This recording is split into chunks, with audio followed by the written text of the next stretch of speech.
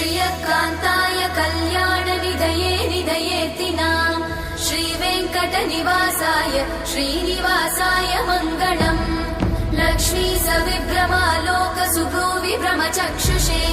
चक्षुषे सर्वलोकानां वेङ्कटेशाय मङ्गलम् श्रीवेङ्कटाद्रिशृङ्गाग्रमङ्गलाभरणाङ्ग्रये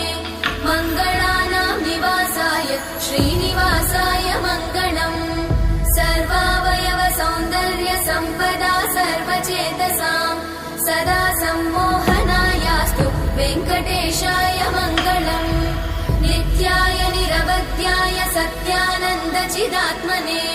सर्वान्तरात्मने श्रीमद् वेङ्कटेशाय मङ्गलम्